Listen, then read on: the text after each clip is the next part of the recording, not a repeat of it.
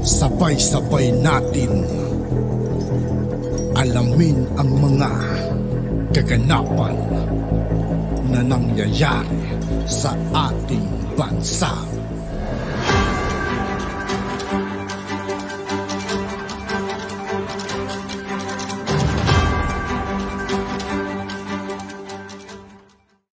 Yo, what's up mga kaibigan? This is I2K po again. Ngayon nandito naman ulit tayo sa channel ni Philippines Trending News. Dito naman ulit tayo magbibigay ng komento at reaksyon. Kaya samahan nyo guys. Let's go! Sayang si Secretary Gibo, si Gibo Chidoro po yan, at Congressman Marcoleta. Alam nyo kung bakit ako nang hihinayang? Kasi ito po yung magagaling na abogado. Ito yung membro ng unit team. Diba? Ako naniniwala ako dun mga kaibigan. Gibo, Marcoleta, yung mga kaibigan. Sayang. Dapat ito yung mga taong pinapopo sa Senado mga kaibigan. Kasi matalino, mahusay. Magaling sila magsalita mga kaibigan. Kaya nila manghuli ng salita. Magaling. Magaling tong dalawang to mga kaibigan. Kaya sana sa susunod na election, pag tumakbo tong dalawang to mga kaibigan, iboto po natin sila. Marcos nung before election at ito talaga ang karapat dapat sa Senado. Kaya lang hindi binigyan ng pagkakataon ng taong bayan. Si Marcoleta napilitang mag-withdraw ng candidacy kasi mahina daw siya sa survey. Alam niya, delikadesa, alam niya hindi rin siya mananalo, hindi siya nagpakahirap at hindi niya pinaasa ang tao. Yan ang may prinsipyo. Hindi katulad ng iba kahit natalo, tuloy-tuloy ang takbo. Si Marcoleta, Congressman Marcoleta, may prinsipyo, nakita niyang mahina ang dating niya, so ayaw niyang paasahin ng tao, ayaw niyang masaktan ng tao, kaya nag-withdraw siya. Kung kailan malapit ng eleksyon, yan ang may prinsipyong abogado. Kailangan.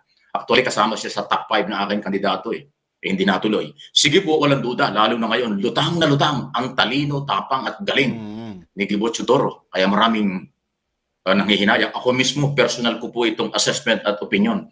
Nanghihinayang ako sa... Kahit ako mga kaibigan, sa tagal ko nagre-review, nakitaan ko rin talaga ng talino si Gibo. Tapos yan si Marcoleta mga kaibigan.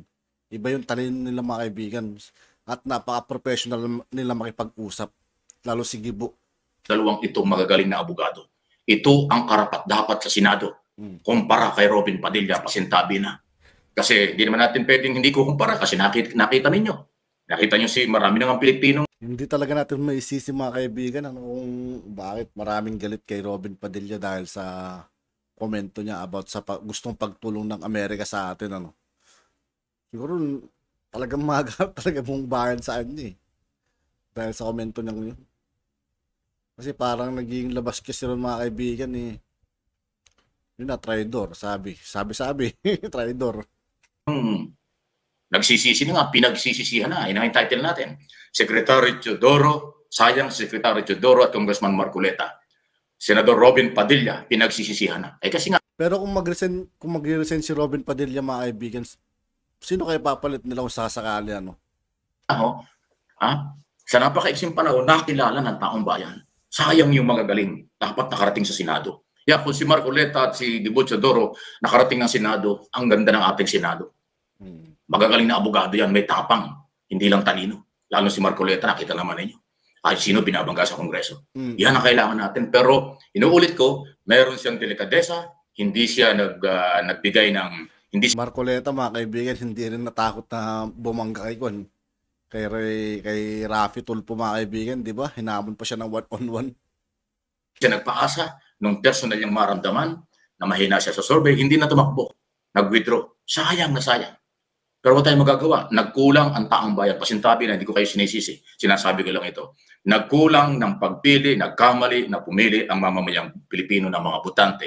Hindi ko nilalahat. Kasi isipin mo, binuto nyo si Padilla, 26 million. Di ba? Kung hinatiin nyo yung botong yun, malamang nanalo si Chidoro, malamang nanalo si Marcoleta. Kung yung 26 million, ibinuhos nyo sa dalawa, ilan sila? More or less 13 million. O di ba ka nanalo yan, mga senador? Yan ang kailangan natin. Kaya tayo mga Pilipino, kayo, huwag kayong magagalit, napapanahon talagang ganyan ang takbo ng panahon, talagang maging marunong po kayo sa pagpili. Huwag po kayong madala, matagal ko na sinasabi ito, huwag kayong padala sa kasikatan, guwapo, maganda, magaling sumayaw, magaling mambola, maraming pangako, lahat.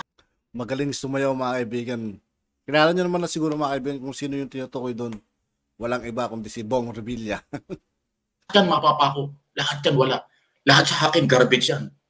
Kaya nga ang aking mga Grabe no, mga basura.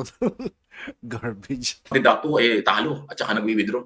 Kasi magagaling ang pinipili ko. Hindi ako nakatingin sa pera, hindi ako nakatingin sa galing, sa gwapo, o no, sa kagwapuhan, o galing sayaw, galing sumayaw, galing mambola, hindi po yan. Lalo na sa Senado, institusyon, napakataas na posisyon, senador ng Republika. Bakit ka maglalagay dyan ng sikat lang? Bakit ka maglalagay dyan ng magaling mambola? Bubulahin ka talaga niyan. Ano nangyari? O nagkakasisihan na ngayon. Kaya nga kasama doon sa ating title, Senator Robin Padilla, sinisisi na, pinagsisisihan na. Base doon sa monitor ko dito sa social media, Mike Abby Opinions, pati yung aking MA Pinoy TV. At Totoo yun mga kaibigan, ang dami. Maraming nagsisisi talaga. Maraming nagsisisi kung bakit binoto. Nakikita ko sa Facebook mga kaibigan, tapos sa mga comment ng mga tao. Talagang maraming galit kay Robin Padilla. Maraming nagsisisi. at iba pang social media account. Karamihan sa mga comment, nagsisisi sila. Nanghihinayang sila. Wala. Yung pagsisisi ay huli talaga. Sayang talaga. Kaya sang-ayon ba kayo? Sang-ayon ba kayo? Dahil sayang si Gibo, Teodoro at Marcoleta na parehong membro ng unity team ni Pangulong Marcos ay parehong hindi naging senador. Ay sila pala yung karapat dapat. Alam niyo nung before election, hindi ko ugaling mag-endorso. Lalo na ako sa senador. Di ba, presidente kasi importante, panindigan natin pag presidente. Kaya nga ako, nag-Marcos ako noon eh. Nakita ko si Marcos. Kailangan makabalik at kailangan Marcos may gagawin. Ayan, kaya nanindigan ako kay Marcos mula noon ngayon at tuloy-tuloy yan. Sa mga senador, hindi ako nag-endorso kasi ayaw ko kayong baka maguluhan kayo. Sa presidente, okay lang. Panindigan natin, presidente yan. Pero sa mga senador, bahala na yung mga butante. Kaso, hindi ko naman ginawang i-endorso itong mga ito dahil ayaw ko nga maka-influensya tayo. Di bali presidente, okay lang. Ay, yun, nagkamali kayo. Ako hindi. Yung dalawang yan, parehong kandidato ko. Kaya lang, nag-withdraw nga yung isa, dinatuloy. Sige po, number 1 yata sa aking balota yan. Kasi talagang magaling po yan. Kita naman yung kung magsalita sa Senado, tumarap sa hearing. Mga international and local law, national law at defense, talagang i-expense sa'yo. Yan po yung sagad. Sayang. Sayang na sayang. Ano? Kayo ba nanghihinayang din? Di ba? Anyway, nandun na tapos na yan. Sa next election, 2025 at saka 2028, maging marunong na po tayo. Kasi lahat ng pagsisisi ay sauli. Kung hindi man lahat, yung 26 million vote bumoto kay Robin Padilla, malamang yung iba dyan, silent lang, hindi nagsasalita, pero nagsisisi na yan. Paano ka naman kung makikita mo yung performance, di ba? Sayang. Ulitin ko, kung yung 26 million vote na yan ni Padilla napunta kay Gibo, Teodoro at Marcoleta, may magagaling tayong senador. May magaling tayong senador. Mga abogadong may prinsipyo, may tapang. Sayang, grabe.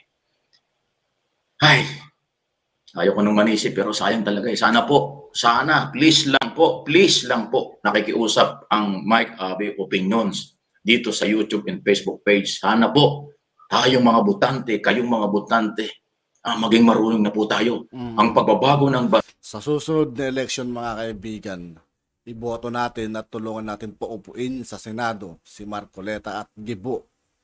bansa Sila talaga ang tunay na kailangan natin mga kaibigan. ay sa ating mga kamay manggagaling sa paglalagay ng mga karapat-dapat na mga posisyon sa pamahalaan sa magitan ng political exercise. Huwag kayong pabayad, huwag naman sanang ganon, huwag kayong pa-influensya, hindi utang na loob. Hindi kumare, kumpare, kaibigan, kakilala, yun ang basihan para bumoto. Hindi. Ako marami rin akong kaibigan kandidato, hindi ko binoto. At kaibigan ko. Sa tingin ko, hindi pwede. Hindi ako nakatingin sa utang na loob, hindi ako nakatingin sa kaibigan, hindi. Pagdating sa eleksyon kasi nakataya dyan ang kinabukasan ng bansa.